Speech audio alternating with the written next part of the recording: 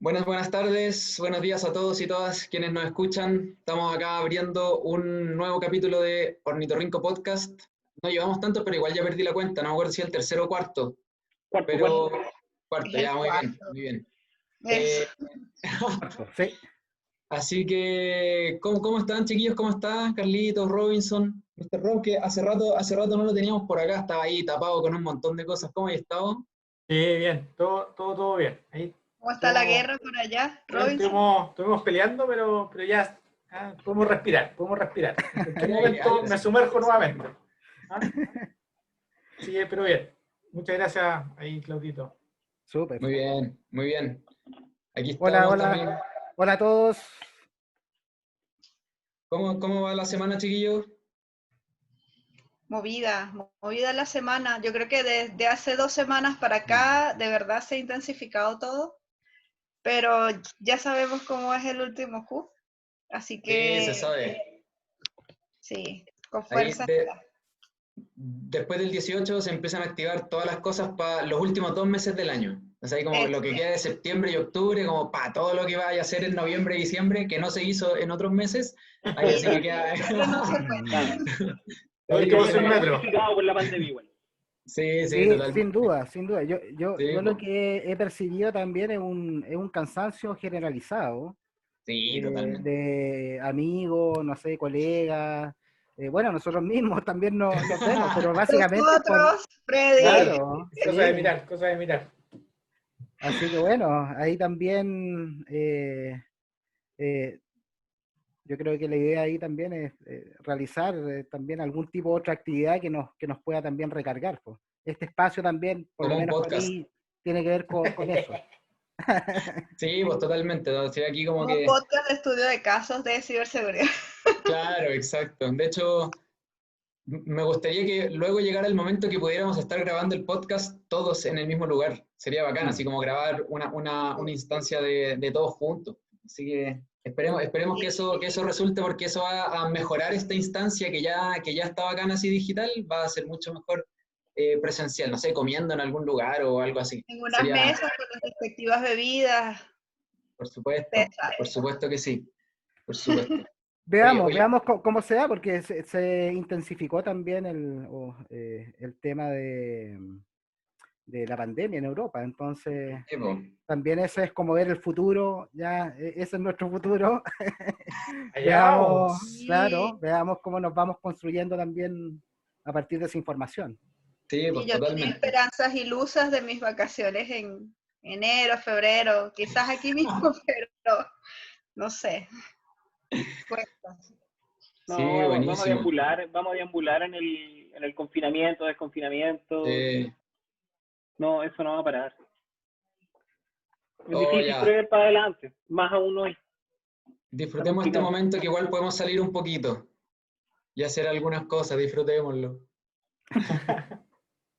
Oye, antes de comenzar con el caso, quería mencionar que Mr. Grey hoy tiene un día bastante rockstar. En la mañana estuviste en un webinar y ahora en la tarde te toca estar en otra instancia dictando una charla. Sí. Si nos puedes contar un poquito de las instancias, de qué se tratan, a qué hora es la de la tarde para alcanzar a conectarnos y todo. Ok, a ver, sí, en la mañana estuvimos con Stefanini Esfera 4 y Stefanini Rafael, presentando un webinar, el cual lo que planteaba es identificar estos elementos críticos a la hora también de optimizar los presupuestos y las inversiones en materia de ciberseguridad. Así que fue una conversación bastante entretenida que se dio con Roberto Langdon.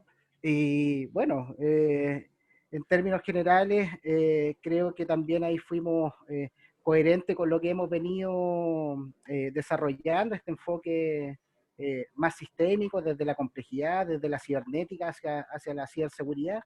Así que me parece que se cumplió con eso y generó también una instancia ahí de conocimiento bastante interesante.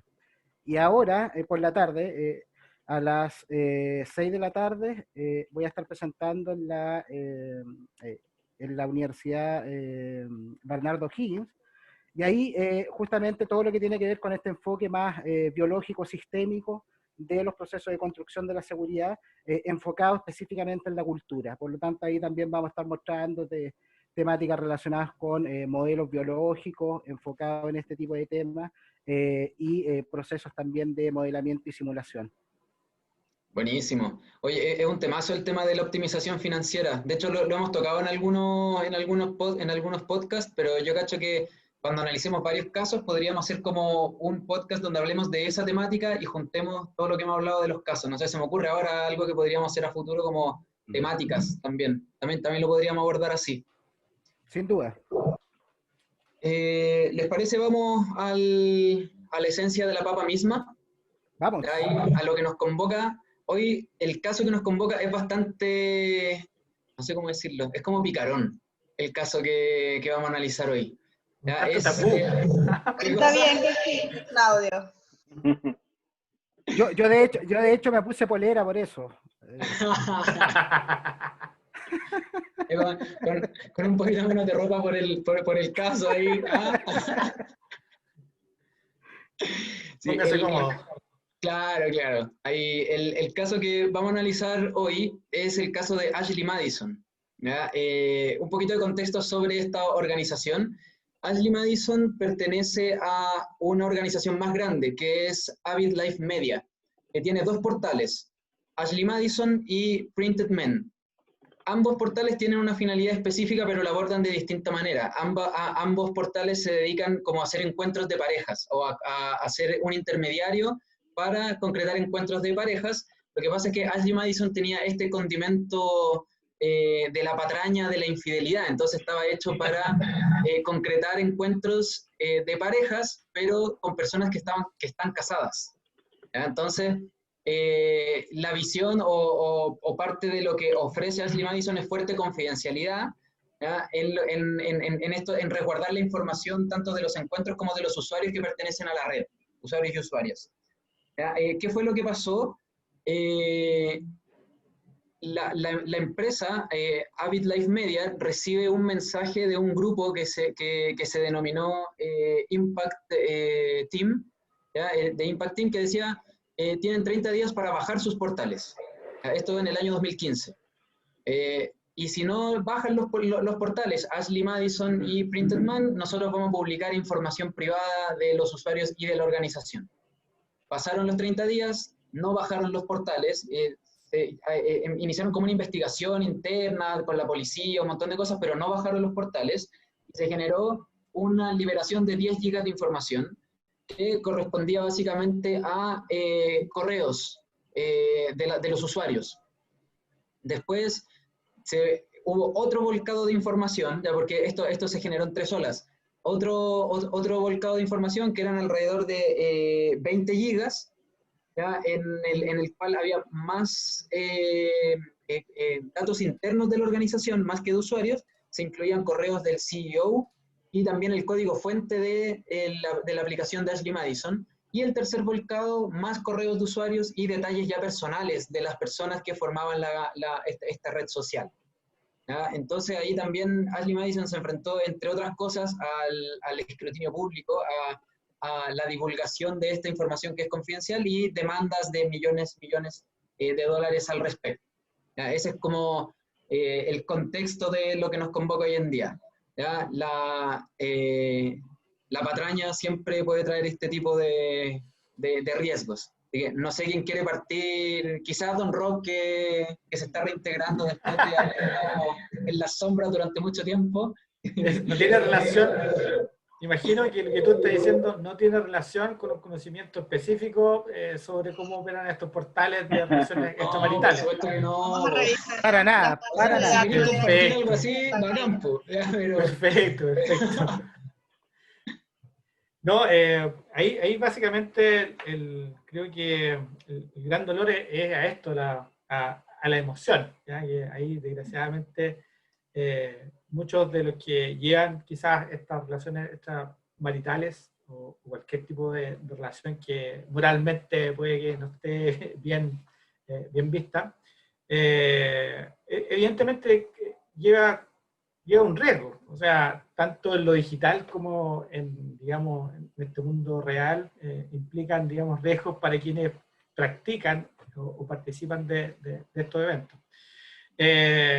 Lo que esperaría, ¿ya? Si fuese un usuario, digamos, habitual de este tipo de plataformas, Hipotéticamente, digamos. Hipotéticamente, claro, es que hubiesen, digamos, utilizado algún grado mayor en relación en cuanto a la privacidad de los datos. Creo que por ahí podría ir un poco el hilo conductor de lo que pueda significar este tema, que está relacionado con la privacidad de los datos y el impacto que tiene, digamos, en las personas, entendiendo que este caso generó,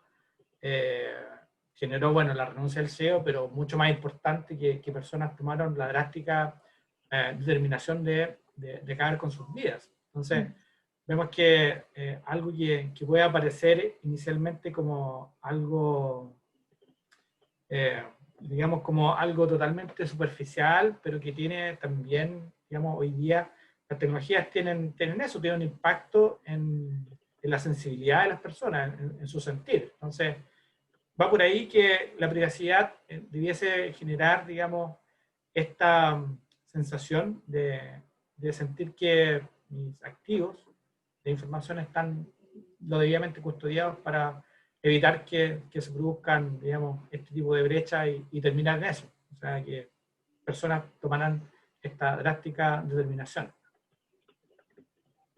Claro, eso igual va súper de la mano con el impacto que tiene la divulgación de esto. O sea, hubo mucho porcentaje de matrimonios y relaciones que se acabaron y desde ahí hay un impacto directamente proporcional al sentir de la gente. O sea, como que a mucha gente yo creo que se le desmoronó la vida por este suceso. Y claro, eso ya estamos hablando de un impacto directo hacia la vida de las personas. Entonces, claro, eso también le agrega cierta gravedad al contexto en el cual se genera esta brecha. Sí. Claro, por lo general nosotros ahí como que normalmente utilizamos otras métricas para ver el tema del impacto. Entonces, pero no olvidamos muchas veces que no solamente el impacto puede ser estrictamente imagen, reputacional, el impacto económico, sino que hay impactos que no son cuantificables, y que sí tienen un efecto, digamos, que puede ser objetivo, que puede ser tangente. Sí, mira, ahí yo quiero complementar como la otra arista también de este tema, como dentro del impacto, que tiene que ver con la afectación, en este caso, de esta información o la utilización de esta información por parte de regímenes totalitarios, en la cual, por ejemplo, está penado el hecho de ser homosexual, o el hecho, en definitiva, de cometer una infidelidad. Y en algunos países justamente está penado por ley y en algunos casos tiene pena de muerte. Por lo tanto, si bien uno, claro, se plantea esta arista que tiene que ver con el suicidio como tal, hay otra arista que tiene que ver con el uso, en este caso, de este tipo de información como mecanismo, en este caso, de control por parte de regímenes totalitarios, que creo que no es menor frente también a este escenario y al tipo de impacto que se da. Claro, desde ahí también iba a complementar lo mismo, hay consecuencias colaterales de esto, porque si bien lo que se filtra es varios millones de datos, 36, 37 millones de información de usuarios, posteriormente hay coerción, es decir, hay segundo grupo de ciberdelincuentes que toman esta información exfiltrada y ya hacen el resto de la pega. Es decir, tomar los registros que fueron exfiltrados, asociar a ese usuario a una familia y, en este caso, exigirle dinero a cambio de no revelar que tenía una cuenta activa en Ashley Madison y tal vez con cierta información adicional propia de la exfiltración, lo cual también es un uso secundario desde el cibercrimen. Esta pedida de dinero se promediaba entre 500 euros y 2.000 euros por persona de estos grupos de ciberdelincuentes. Aparte de esa, o sea, de lo que estamos conversando ahora, del tipo de datos que se transmitieron, que se divulgaron, habían datos de tarjetas de crédito, ¿verdad? O Así es. sea, también aparte de que te puedan estafar, o que te puedan amenazar en este caso, indicando que, ok, si no me das tanta cantidad de dinero, pues voy a divulgar que tú estabas en una cuenta en este sitio. También podían tomar los datos y hacer transacciones eh, con esos datos. Me parece que no llegaba a eso, pero sí el hecho de que estuviera el número de la tarjeta significaba algo bastante particular, porque hay como entrevistas a personas que se vieron afectadas con esta filtración. Y ellos decían como, claro, la primera divulgación o publicación de datos era como un correo electrónico con algunos datos, nombre, root, etcétera. Entonces como que podían salir jugando porque podían decir, no, no soy yo, o sea, alguien puso mi nombre, alguien usó un correo que utiliza mi nombre, pero no soy yo. Pero después, al momento de la segunda y la tercera filtración, cuando ya estaba incluido el número de la tarjeta de crédito, ya era como, no se puede escapar ni decir que no soy yo porque está mi número de tarjeta de crédito. Entonces, el hecho de que se filtrara ese dato tan, o sea, quiero decir más privado, pero no porque sea más importante que los datos personales, sino que en este caso de este contexto permitía inequívocamente identificar a la persona. No hacía a lo mejor un correo o un nombre. ¿Ya? Entonces, claro, cuando se filtra este dato en particular, el número de la tarjeta ya es como la sentencia de que en verdad tú tenías una cuenta en ese portal. Entonces también significó algo sumamente importante para este contexto ese dato. Claro que sí. Ahí hay otro punto además, que la exfiltración de datos es bien particular, porque no solamente se exfiltran datos de tarjeta, sino que también dentro de toda esta lógica que estamos hablando, se exfiltra información de deseos sexuales, fantasías y otra información que se puede entender que es muy privada y la cual puede doler más aún si es que es puesta a disposición del público. Entonces, Claro. ahí también hay algo que es súper particular de esto. Eso me recuerda, yo recuerdo haber visto un documental no hace mucho, no me acuerdo el nombre, pero lo que pasa en ese documental es que hay una periodista que pide sus datos a Tinder. Y al pedir sus datos a Tinder, bueno, primero todos los problemas para que le puedan entregar la información, etcétera. Pero una vez que le entregan sus datos y Tinder además hace eliminación de esta información, recibes un libraco con su información. Y en esta información lo que obtiene de vuelta no es solamente la data de todos sus chats, de todo lo que hizo en la plataforma, sus movimientos, etcétera, sino que además de la inteligencia que se hace con esa información. Sí, sí. Esa información, al ser una plataforma abierta y de forma gratuita, hay un dicho muy antiguo, pero que también es muy cierto, que cuando el producto no tiene costo, tú eres el producto. Y desde ahí lo que se hace, en el fondo, es, a través de la inteligencia, con toda esta información, es venderle esos indicadores a terceros o a otras empresas que sí podrían usarla, por ejemplo, para venderte algún producto particular. Entonces esta niña decía, a mí quedó súper expuesta, quedó súper choqueada, de hecho tuvo que tomar un tratamiento, porque lo que ella se dio cuenta es que la plataforma identificaba cuándo su deseo sexual era mayor, cuándo estaba con el libido más bajo, cuándo tenía ciertos indicios de depresión, así de explícito. Y esa información era puesta a disposición a cambio de dinero para terceros, para que le pudiesen vender tal o cual producto en un momento determinado. ¿No es Conexiones esa serie? ¿No? ¿Conexiones, el capítulo específico de seguridad o de ciberseguridad? Parece que es. Puede ser. Puede ser, sí, podría ser. Yo había escuchado esa trama, pero creo que fue también conversando con usted. Así que pero sí. no sabría decir bueno, si es Conexiones, está en Netflix. Está en Netflix. Una serie que está en Netflix. No me acuerdo si fue en Netflix, la mala costumbre de tener estas plataformas. No sé si está en Netflix o en Prime, pero está en una de esas dos, eso sí. Claro. Bueno, sí, es tremendo tema el de los datos personales. Bueno, igual ya lo hemos conversado en el podcast, que siempre que los casos son bullados o que tienen como este tenor de salir mucho en la prensa, etcétera, más allá de que este caso en particular tenga harto morbo, es porque se ven afectados los datos personales. Y en verdad, yo creo que todas las organizaciones medianamente grandes hoy en día hacen algún tratamiento de datos personales para alimentar esa línea de negocio. ¿Ya? No sé, pues, en el supermercado hay ofertas que son solamente si uno entrega su root, por ejemplo, etcétera. Yo me acuerdo hace harto igual, hace un par de años atrás, fui al súper, era verano, ¿ya? Y vi una oferta de cerveza, ya como una caja de cerveza muy barata, muy barata. Entonces llegué a la caja con un par de cajas, ¿ya? Y cuando pasé por la caja, me cobraron como el precio real, pues yo le dije, oye, no, pero esto está en oferta. Me dijo, no, es que eso es solo entregando su root. Y fue como, oh, ahí me di cuenta lo que costaba mi root, po. Así que igual me llevé las chelas, pero fue como, 2 cajas de diciendo cerveza como, oh, costando fruit, Claudio. sí, sí, pero es que ya estaba ahí, pues entonces como que, sí, porque en el anuncio de la promo no sale que es dando tu root, pues entonces te pregunta, ¿quiere dar su root? No, y cuando mire el precio, me están cobrando el precio normal de eso. Entonces, claro, después la deficiencia o la nebulosa que yo creo que existe en ese ámbito es que nosotros no sabemos exactamente qué se hace con esa información, cómo se procesa, qué indicadores se sacan y por ende no sabemos qué es lo que se puede estar vendiendo de nosotros. ¿Ya?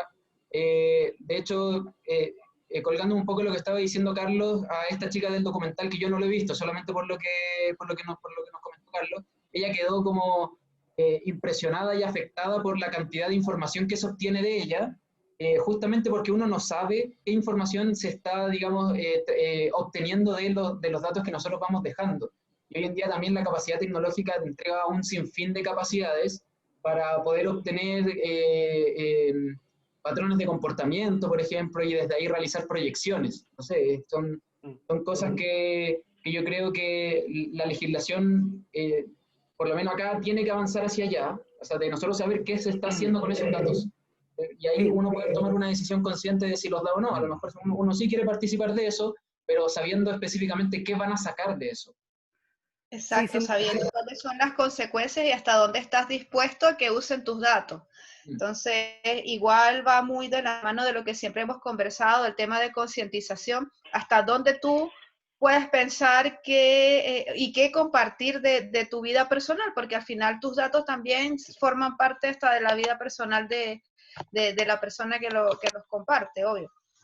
O sea, no solamente eso, sino que a veces vemos personas que comparten fotos quizás de sus hijos y que revelan información, a veces que porque tú dijiste, no, le tomé una foto al niño en su primer día del colegio, y a veces se nos olvida como que tapar el logo del colegio, y ahí las personas que quieren utilizar los datos pues son bastante especializadas y se fijan en tantos detalles que personas, digamos, que no estamos pensando en eso, pues no nos damos cuenta y empezamos a entregar datos sin pensarlo.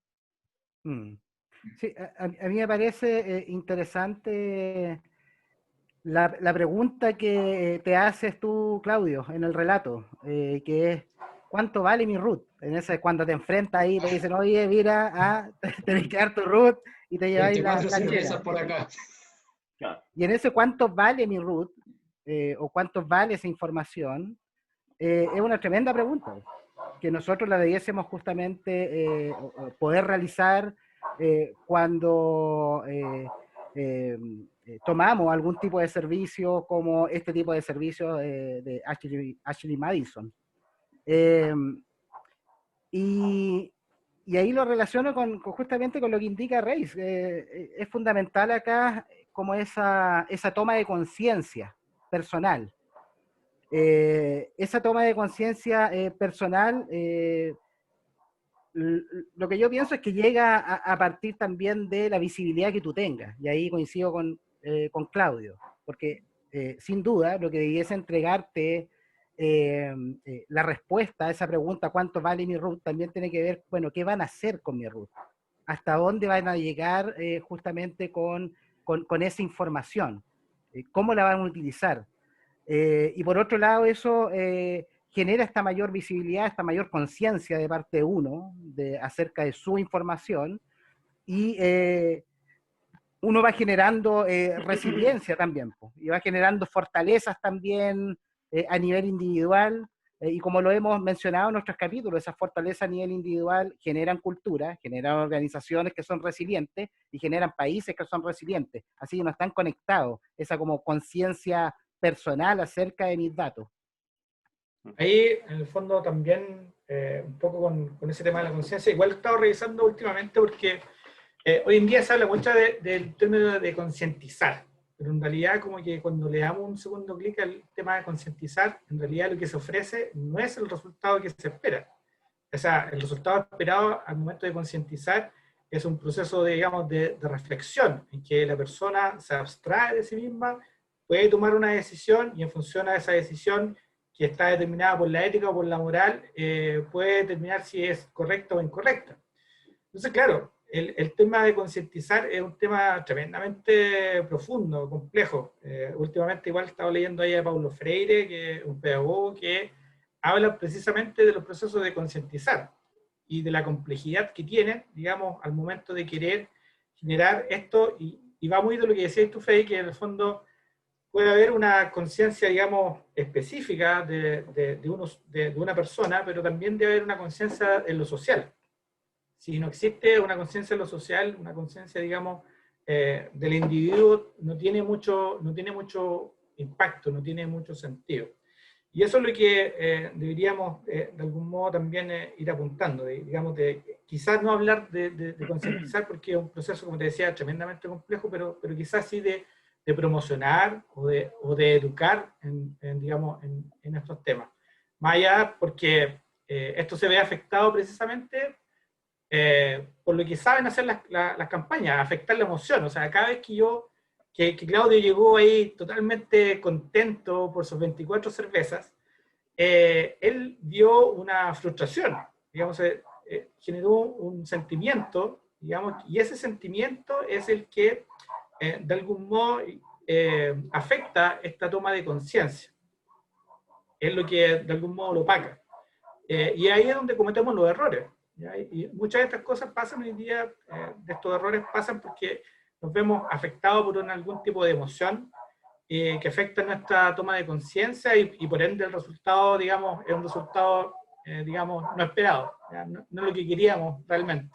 Cuando después tenemos este proceso reflexivo de decir, ¿por qué entregué mi root por 24 cervezas? Eso es lo que nos cuesta. Sí, pues, Seguramente tenía sed. Sí, hacía calor, por eso dije, era verano, y hacía calor. Ya. Hay cosas que, claro. Vino después de No, claro. El otro día, con el dolor de cabeza vino la reflexión. No valía el rústico, no valía el... Oye, lo otro que me aparece también, como en este caso, es nuevamente, algo que me apareció, y bueno, estuvo apareciendo también en la otra sesión, que cuando hablamos de Uber, también de esta sensibilidad, en este caso, de la alta dirección, de incorporar dentro del propósito de la organización la seguridad. Claro, uno de los antecedentes que tiene, obviamente hay un respeto porque seguramente las personas que estaban a cargo, en este caso, tenían esas responsabilidades, actuar en función de sus coherencias, de las coherencias que se dio en el momento. O sea, nadie quiere actuar mal, básicamente, ¿ya? Todos queremos hacer las cosas bien. Pero más allá de eso, lo que uno ve es que hay una organización también o una alta dirección que no está incorporando dentro del propósito de la organización, en este ítem de calidad específicamente, lo que tiene que ver con los mecanismos de seguridad. Entender que cuando estamos hablando hoy día de calidad, estamos hablando también de seguridad, y eso debiese estar incorporado dentro de los productos, los servicios que ofrece un negocio. Claro, ahí asociándolo al tema cultura, yo rescato dos cosas. Ahí es tremenda reflexión la de Don Robinson, porque, y desde ahí me surge la pregunta, porque ¿cuál es la diferencia entonces entre generar conciencia y entrenamiento? ¿Deberíamos hablar de entrenamiento como una respuesta inconsciente respecto a cierto estímulo? ¿Eso es generación de conciencia si no hay una reflexión de por medio? Yo ahí soy neófito, es una pregunta abierta. Pero desde ahí también lo que planteaba Freddy y que profundizó ahí Don Robinson respecto a la conciencia social, que eso a mí me hace todo el sentido, porque uno puede decir, no andáis pegando palos de ciego y en el desierto, porque una cosa es la opción que yo tengo de entregar mi root o no, que de hecho yo lo que hago es entregar otro root, un root ficticio nomás, chao. De Claudio. el de Claudio, por las 24 cervezas. Por eso te llegan todas las promociones, Claudio, lo siento. Ahí están los correos de Jumbo. Con razón, Claudio, ahora entiendo por qué te llegan las promociones de pañales y esas cosas. Sí, estaban llegando esas ofertas de... Pero eso es cuando tienes la opción. Pero, por ejemplo, hay otro tipo de servicios donde tú no tienes la opción realmente. Y te pongo un caso concreto. Cómprate un bono y ve si lo podéis comprar sin colocar la huella. ¿Qué tenéis que hacer? Tenéis que, si no queréis colocar la huella, hay una opción ahí que te dice que usted tiene que ir a la sucursal que queda en Chuchunco City y donde hay una sucursal para que lo puedas hacer sin huella. Entonces las opciones sociales que te están dando efectivamente para mantener tu privacidad son cercanas a cero. Entonces ahí el tema de la conciencia social debe venir dado desde el que tiene el poder y el que tiene la regulación sobre ese poder también. Solo como punto adicional sobre lo que mencionaba Robinson, me pareció apropiado mencionarlo, sobre todo por el tema social. Me hace mucho sentido el tema de la conciencia social, no como un personal único. Claro. Ahí un poco respondiendo a lo que decís tú, Carlos, el tema de que podría surgir entre el entrenamiento y el concientizar como tal.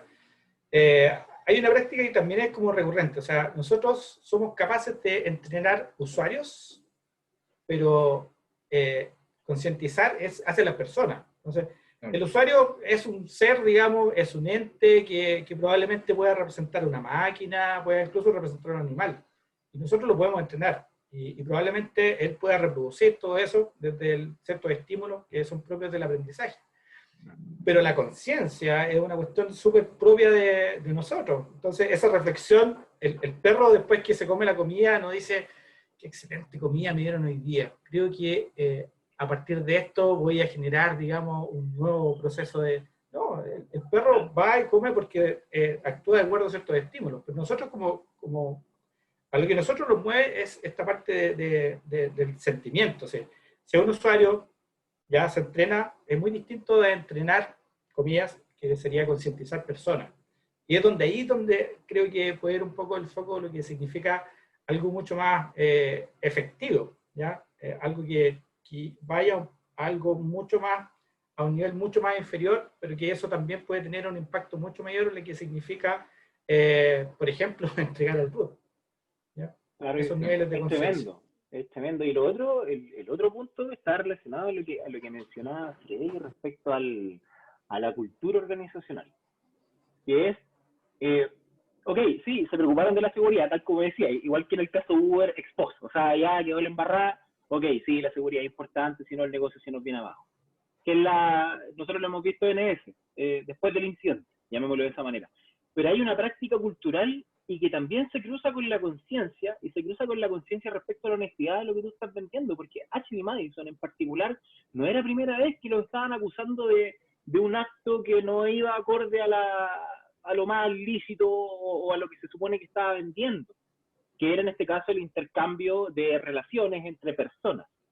Porque Ashley Madison, después de la exfiltración, hay una organización que hace análisis de este dumping de las bases de datos y se da cuenta que de los 37 o 36 millones, resulta que habían 20 millones de usuarios, o 30 millones de usuarios, si no me equivoco, que eran hombres, y 6 millones que eran mujeres, como haciendo esta distinción booleana.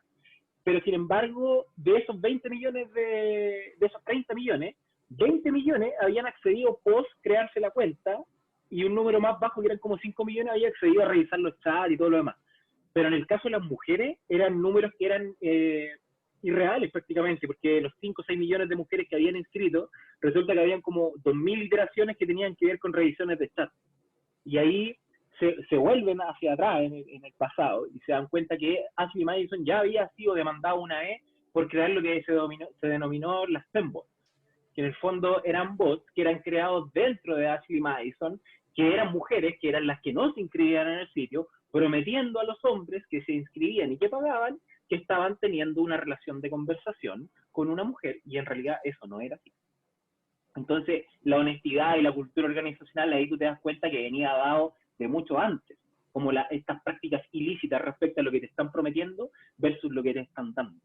Y lo que revienta la olla es que efectivamente además a ti te cobraban $19 por desuscribirte es decir, por darte de baja y eliminar efectivamente tu información, cuando en realidad eso no era totalmente así, dado que igualmente quedaba un registro de que tal persona pagó $19 por eliminar su información. Es decir, seguías estando en los registros de Ashley Madison, nunca se eliminaba tu información de forma completa. Pero esto será como consecuencia de, será como consecuencia por tratarse de un servicio que funcionaba en el área gris, que el hecho que esté como en el área gris te da como cierta permisividad para hacer cosas que están ahí en la delgada línea de lo legal y lo ilegal. ¿Será que todos los servicios operan así, que son oscuros? O sea, grises en realidad. ¿Dónde consideramos entonces, basado en eso, dónde está lo lícito? ¿Dónde está la línea? Eso? Y lo ilícito. ¿Lo ilícito está en lo ilegal o está en lo éticamente cuestionable? ¿Dónde colocamos lo gris? Claro, es que ahí justamente Ashley Madison era, digámoslo, no desde el punto de vista legal, sino como desde el punto de vista moral. De hecho, el juicio que se hace hacia las personas que se vieron expuestas a esto es un juicio netamente moral, po. Entonces, claro, comparto la pregunta, ¿dónde se establece eso? O sea, nadie, no sé, va a interponer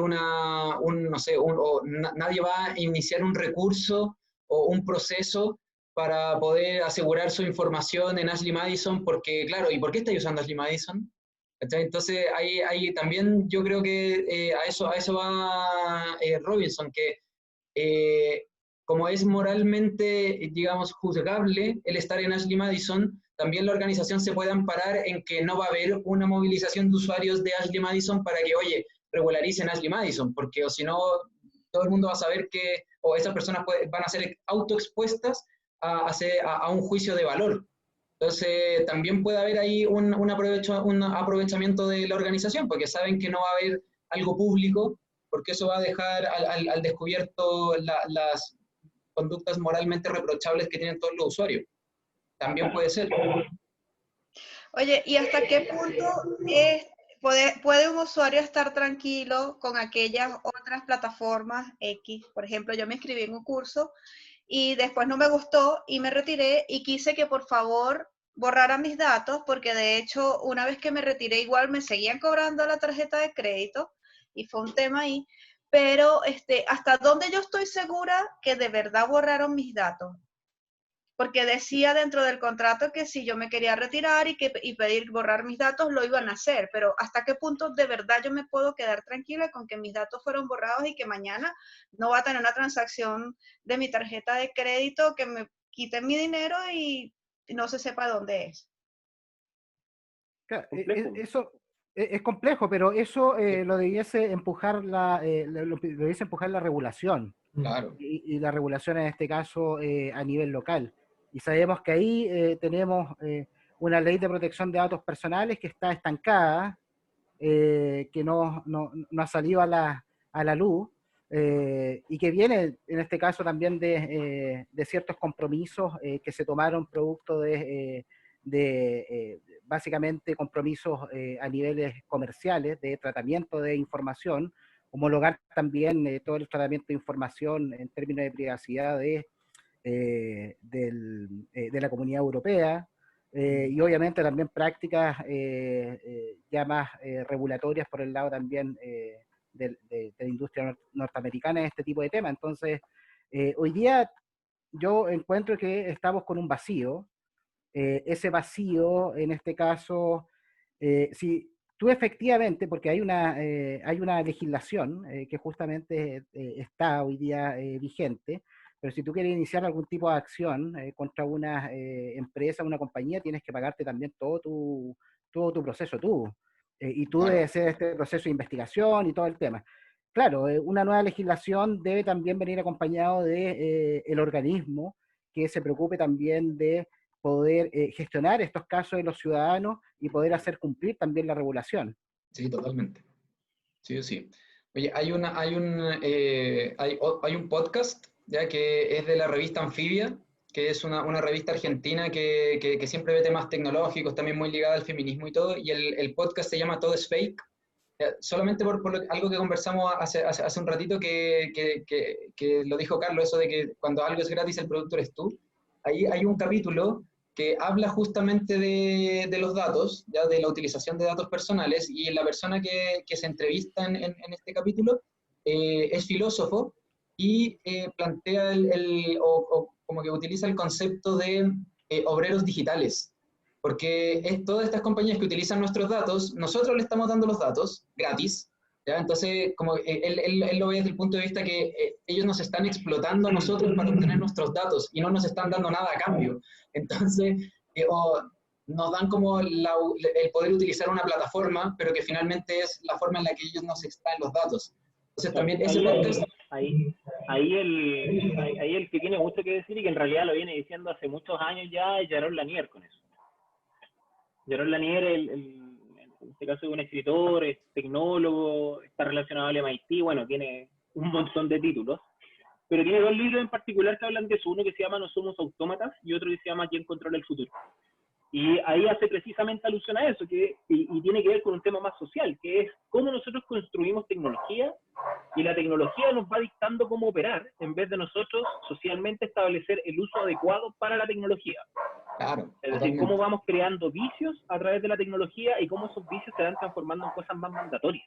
Y que después el sistema no puede dejar de operar a través de esa forma que nosotros mismos hemos estipulado y que le hemos dado el poder en el fondo para crear socialmente esa manera de operar.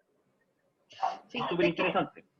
Todo lo que vamos ahora, o sea, ahora todo, o sea, aparte que por la pandemia todo se aceleró más el tema de la transformación digital, de todos los negocios, todos dejamos datos de tarjetas de crédito porque todos hacemos compras online, porque todos pedimos que nos lleven, no sé, la comida a la casa, todo a la casa, todo es así, o sea, tus datos están volando por todas partes.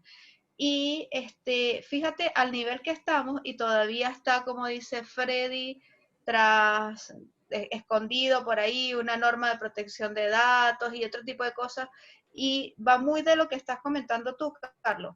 O sea, yo siento todo lo desprotegido que estamos, o sea, no sé si voy a sonar paranoica en este caso, y todos los datos de nosotros que están volando por todos lados, y recién se está discutiendo una normativa al respecto, por lo menos hacia este lado.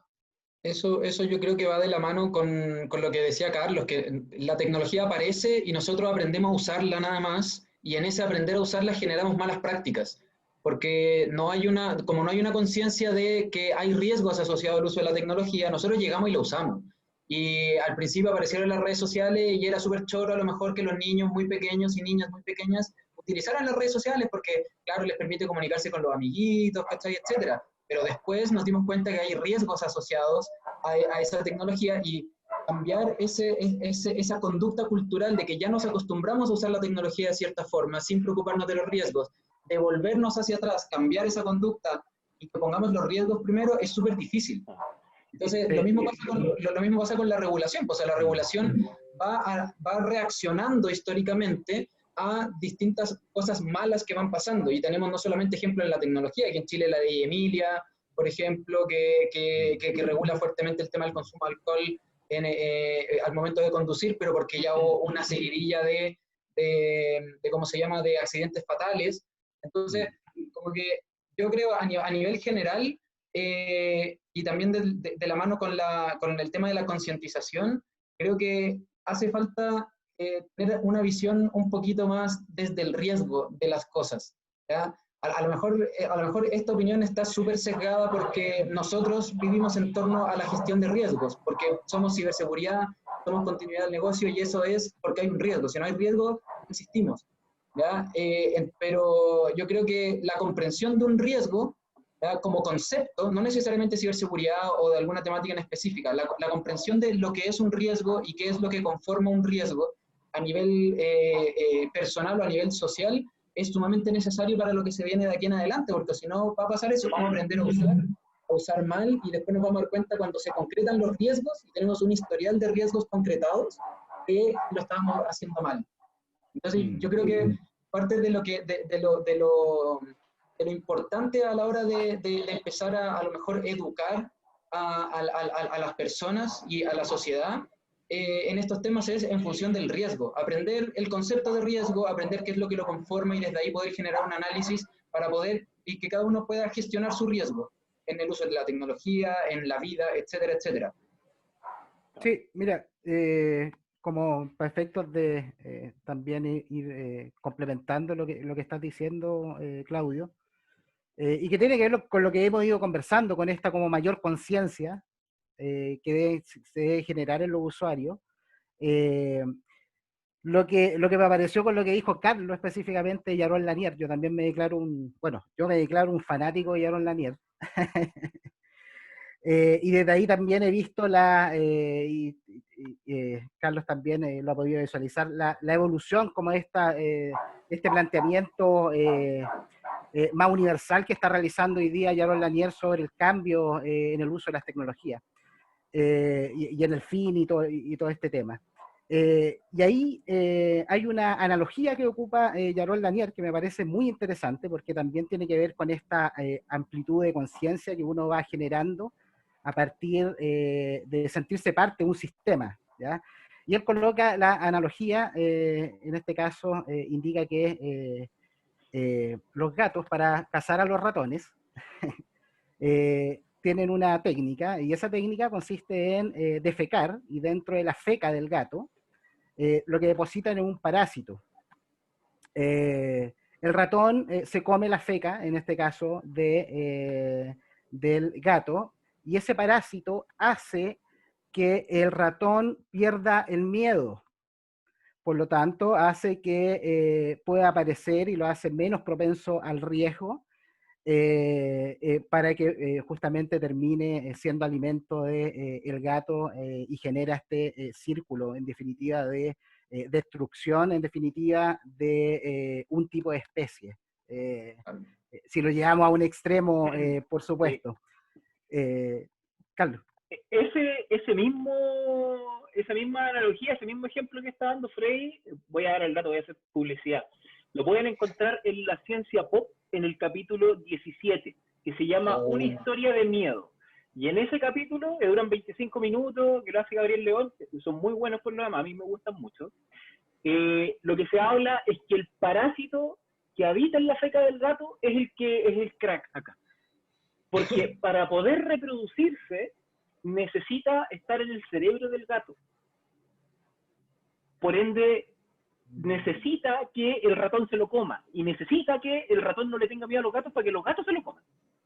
Es una vuelta bien rebuscada. Es un capítulo muy bueno, veanlo. Escúchenlo en un podcast. Lo encuentran en yo empecé a escuchar el podcast cuando tú lo recomendaste. Está bueno. Bueno. Pero ese cap todavía no lo escucho, así que le voy a poner ahí. Oigan, mi gente, para ser fiel a nuestra promesa de no extendernos demasiado, yo creo que ya tenemos que pasar a la parte de las reflexiones. Y bueno, prácticamente todo lo que hablamos acá fue de privacidad, ¿ya? También hay varias cosas de seguridad que nos entrega este caso, ¿ya? Pero principalmente nos centramos en la privacidad, que es tremendo tema. O sea, nos comimos casi una hora hablando solamente de privacidad, un montón de cosas súper interesantes. A lo mejor en algún momento retomamos este caso para ver temas de seguridad también, no sé, puede ser que lo hagamos en algún momento también. Quisiera agregar como algunos datos como para dejar calientita esa parte de seguridad para retomarla en algún momento. El grupo hacker que mencionamos al principio que se adjudica y que, no, más que se adjudica, que lleva a cabo este ataque, valga la redundancia, si uno lo busca en bases de conocimiento de grupos de hackers, yo por lo menos no lo encontré.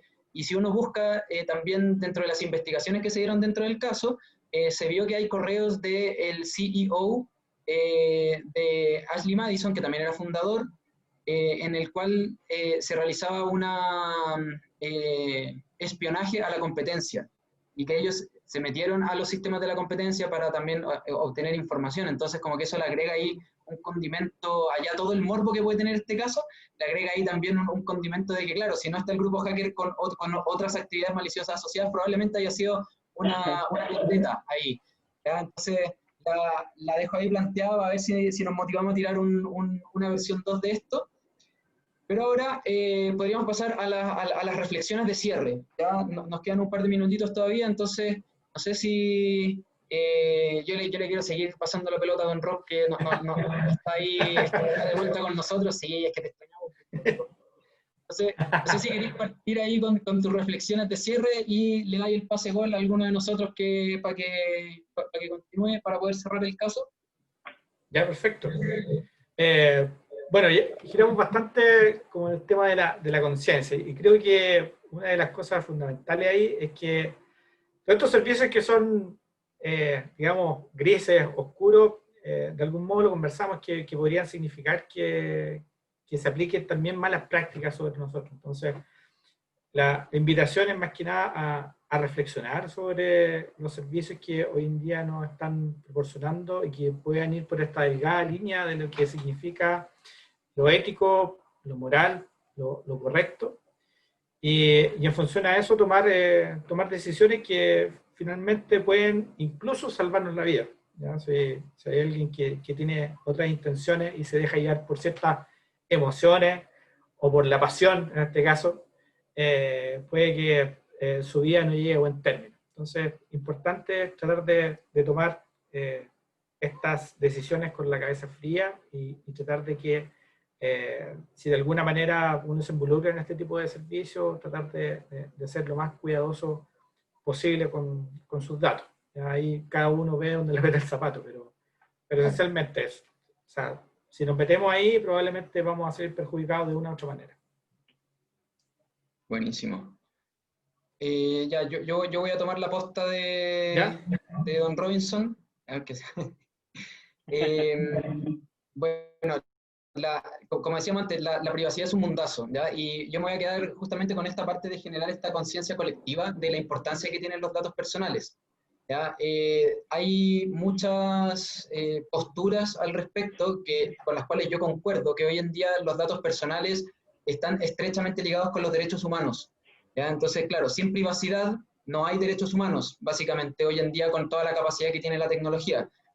Yo comparto bastante esa postura, y también mi reflexión va a que, por ejemplo, hay muchos ejemplos de modelos, como por ejemplo el chino, en el cual te muestran todos los beneficios que puede tener una estructura de control basado en justamente el monitoreo a través de datos personales, ¿ya? Pero también hay varios casos en los cuales no ha sido beneficioso, pero no son tan públicos ni tampoco usados tanto como ejemplo.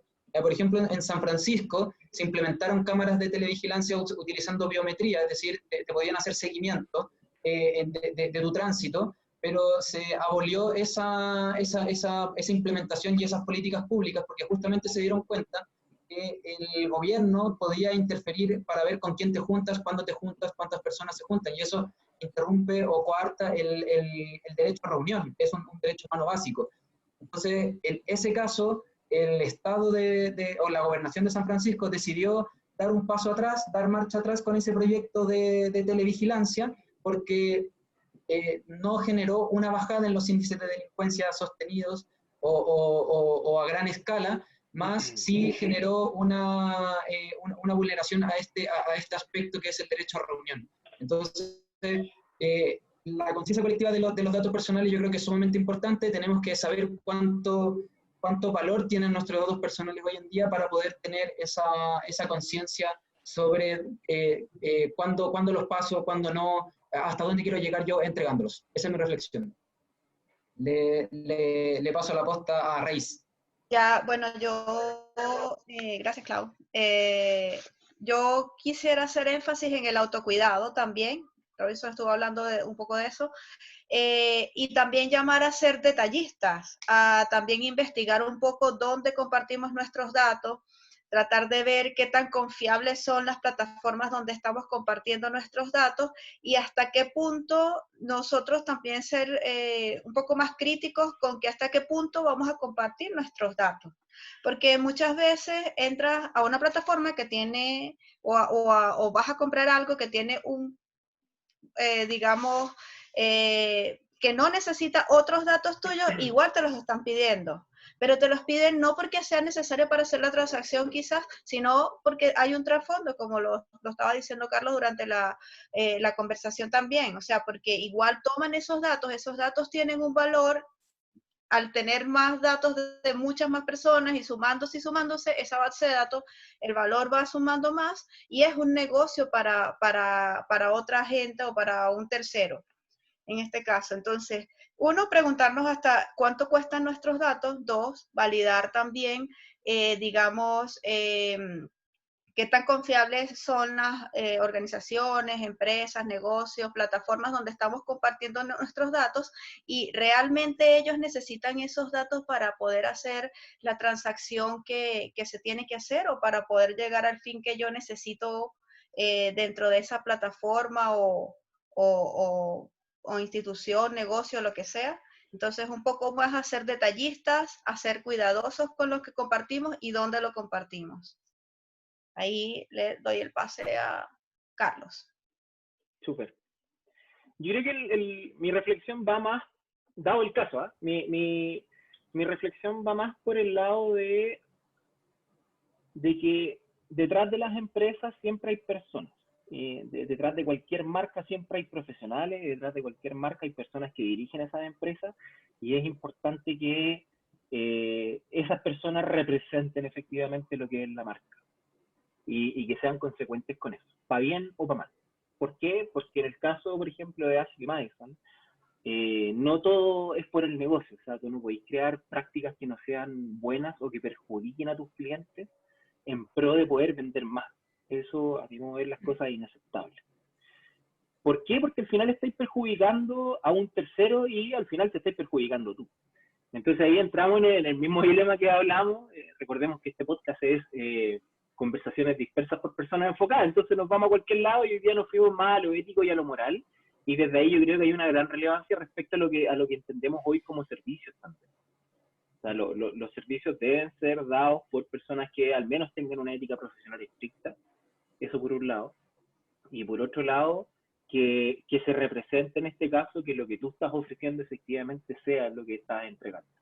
Eso yo creo que es relevante, sobre todo en el caso de Ashley Madison, que es lo que vimos hoy, donde ya se veía con anterioridad que estaban creando las fembots. De hecho, el eslogan de Ashley Madison, cuando vuelven a levantarse después de esto, el 2016 creo que fue, es no más fembots. O sea, ellos validan que efectivamente lo hacían. O esta vez sin fembots. Entonces ahí hay una práctica que ya venía de antes y que en el fondo les pegó en la cara. Básicamente eso. Yo creo que el tema ético y moral es súper importante y las personas que hacen la empresa, yo creo que es muy relevante tanto como la marca en sí. Eso es lo que hace la marca. Con eso me quedo hoy. Le doy el pase que está jugando solo, que es el único que me queda a Don Frey. Ya, mira, yo mi reflexión la voy a hacer desde la biología cultural, desde todo este constructo declarado por Humberto Maturana y Jimena Dávila, el cual se enfoca principalmente en generar cambios culturales en las organizaciones. Desde ahí señalar la importancia del propósito dentro de una organización. El propósito, si lo podemos ver como un ejemplo, podemos colocarlo como propósito trasladar en este caso una serie de cajas de un punto A un punto B, realizando una cadena humana. Si una de esas personas se va de la cadena humana, lo más probable es que otra persona que tenga claro cuál es el propósito va a poder encajar de una manera rápida en esa operación. Eso aumenta justamente también los niveles de plasticidad y adaptación de la organización a este tipo de cosas. Ahora viene la importancia del propósito o la importancia de incorporar el... No. Se lo quedó pegado justo cuando estaba dando la reflexión. Bueno, estas cosas pasan En vivo, en vivo. No, en vivo. Ay, no ¿Qué pasa vuelve. cuando estamos en vivo y bueno, las conexiones de internet nos juegan mal? sí. Esperemos a ver si Freddy regresa para que se nos une entonces. como propósito. Freddy, regresaste.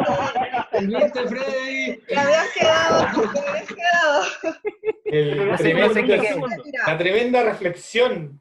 Sí, No sé en qué quede. No, yo creo que fue una pausa de suspenso. No se quedó pegado. ¿Sí? todos quedamos Okay. como que habrá dicho Freddy. Pero Voy- Freddy, voy- te quedaste como 5, ¿cuántos segundos? Como ok. 10 segundos. Como 30, 40 segundos pegados, más o menos. Listo, mira, voy a retomar esta importancia del propósito, porque es súper... Ahí te quedaste. a ver, Hay un propósito. El propósito no es el objetivo, ¿ya? Hay que aclarar eso en primer lugar. La diferencia del propósito del objetivo es que el objetivo es hacia dónde nosotros queremos llegar y el propósito tiene que ver con todo lo que nosotros realizamos para poder llegar a eso, ¿ya? Ok. Por lo tanto, en ese escenario hay una relevancia de que las organizaciones declaren dentro de su propósito el hecho de poder conservar la seguridad de la información y la ciberseguridad. ¿Por qué es relevante eso? Porque también hay una ley sistémica, que viene de todos también de estos modelos biológicos, la cual indica que todo se transforma, o toda organización se transforma en función de lo que se conserva. Por lo tanto, la pregunta por el conservar, la pregunta por qué es lo que estoy conservando en el propósito de la organización no es menor, porque justamente a través de esa declaración se debiese transformar también la organización y las personas en este caso debiesen también realizar un proceso también de autorreflexión que justamente genere este awareness, que esa palabra no tiene una traducción directa hacia nuestro idioma, pero es como una toma de conciencia, y esa toma de conciencia debe venir de esta autonomía reflexiva que tenemos los seres humanos. Excelente. Oigan, muchas gracias por las reflexiones de todos y todas. ¿Les parece una fotito para inmortalizar este momento? A la cuenta de 3, sus mejores caras y posiciones para tomar el print. 1, 2, 3. Eso. Buenísimo. Muchas gracias, equipo. Muchas gracias, estuvo muy buena la conversa. Como siempre nos podríamos extender mucho más. Siempre es agradable conversar con ustedes. Que también agradecido a toda la gente que nos escucha. Cualquier comentario o algo así nos lo pueden dejar en nuestros canales. Así que también abiertos a cualquier sugerencia, feedback o cualquier tema que nos puedan recomendar para ir tocando también. Estamos abiertos para poder reflexionar sobre lo que nos puedan proponer. Así que hasta la próxima semana. Buen fin de semana a todos y todas. Muchas gracias por todo. Feliz jueves. Buen fin de semana. Chao. Chao. Nos vemos.